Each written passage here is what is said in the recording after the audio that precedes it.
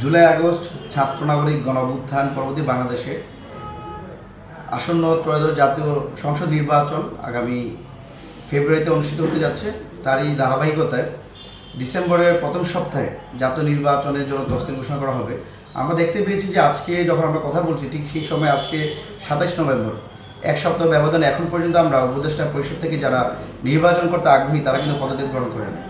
আমরা সবসময় শেখ হাসিনার যে ক্ষমতাকে আমরা প্রশ্নবিদ্ধ করেছি, শেখ হাসিনার ক্ষমতাকে আমরা প্রশ্ন করেছিলাম, চ্যালেঞ্জ করেছিলাম। আমরা বর্তমান সময় দেখতে পাচ্ছি যারা বর্তমানে উপদেষ্টা আছে, যারা মন্ত্রিত্ব স্বাদ গ্রহণ করছে, যারা মাসিক 1,05,000 টাকার বেতন পাচ্ছে, বিভিন্ন সুযোগ সুবিধা পাচ্ছে, তারাও এখন পর্যন্ত তারা উপদেষ্টা পরিষদ থেকে পদত্যাগ করে নেয়। তো আগামী যে ত্রয়োদশ জাতীয় সংসদ নির্বাচন অনুষ্ঠিত হতে যাচ্ছে, সেই নির্বাচনকে একটি ভারসাম্যপূর্ণ এবং নিরপেক্ষতা যদি আমরা বজায় রাখতে চাই, অবশ্যই বর্তমান যারা উপদেষ্টা পরিষদে আছে তারা আগামী ত্রয়োদশ জাতীয় সংসদ নির্বাচনে অংশগ্রহণ করার যে নৈতিকতা, সেই নৈতিকতা তাদের নাই। আমি বৈষম্যবিরোধী ছাত্র আন্দোলনের একজন কেন্দ্রীয় সমন্বয়ক ছিলাম, পাশাপাশি ছাত্র অধিকার পরিষদের দায়িত্বে আছি। আমি মনে করি বর্তমান সময়ের প্রেক্ষাপটে আমরা যদি একটি ন্যূনতম গ্রহণযোগ্য একটা নির্বাচন করতে চাই, ন্যূনতম একটা লেভেল প্লেইং ফিল্ড নির্বাচন করতে চাই, সেক্ষেত্রে বর্তমানে এখনও যারা উপদেষ্টা পরিষদে আছে, যারা বর্তমানে প্রোটোকল পাচ্ছে, গভর্নমেন্টের টাকা পাচ্ছে, সেগুলো দিয়ে এসে কয়েকদিন পরে এসে তারা নির্বাচন করবে, আমরা মনে করি যে আমাদের সুষম একটা পরিবেশ, সেই সুষম পরিবেশ থাকবে না।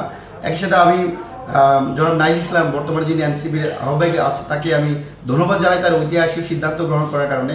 তিনি কিন্তু বলেছিলেন যে জনগণই তার বৈধতা হওয়ার জন্য কিন্তু তিনি উপদেষ্টা পদে থাকার পর 6 মাস পর তিনি পদত্যাগ করেছেন। রাজনীতি করবেন, নির্বাচন করবেন, সেই প্রেক্ষাপটে আমরা তাকে স্বাগতম জানাই। কিন্তু এখন আমরা বিভিন্ন উপদেষ্টাদের কথা শুনতে পাই যারা নির্বাচনে অংশগ্রহণ করবে, বা বিভিন্ন উপদেষ্টার ফ্যামিলি, কারো হাজব্যান্ড, কারো ওয়াইফ তারা ইলেকশন করবে। এই যে বিষয়টা, তাহলে তো আমরা যারা ইলেকশন করতে চাই বা আরও যারা সাধারণ মানুষ যারা ইলেকশন করতে চায় তাদের সাথে তো তাদের লেভেল প্লেইং ফিল্ড থাকবে না।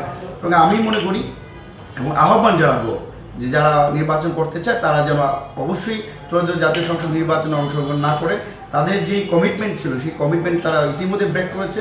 সেক্ষেত্রে আগামী যে নির্বাচন হবে সেই নির্বাচনে যদি তারা অংশগ্রহণ করার সুযোগ পায়, তাহলে আমাদের যেই লেভেল প্লেইং ফিল্ড আমরা প্রত্যাশা করি সেই লেভেল প্লেইং ফিল্ড থাকবে না। আগামীতে তাদেরই একটা ভাগবটোয়ারা নির্বাচন অনুষ্ঠিত হতে যাবে।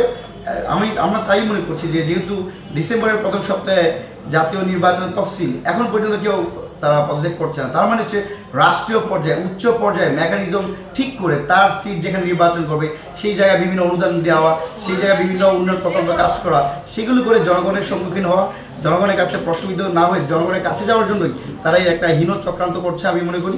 সেক্ষেত্রে তাদের নৈতিকতা নাই, তাদের বিন্দুমাত্র সেই জায়গাতে কাজ করার আমরা আহ্বান জানাতে চাই অন্তর্বর্তীকালীন সরকারের প্রতি। সে আশা করি আগামীতে ত্রয়োদশ জাতীয় সংসদ নির্বাচনে বর্তমানে যারা উপদেষ্টা পরিষদে আছে তারা নির্বাচনে অংশগ্রহণ করতে পারবে না এবং জনগণের দেশের জনগণ তাদের পদত্যাগ দিবে না।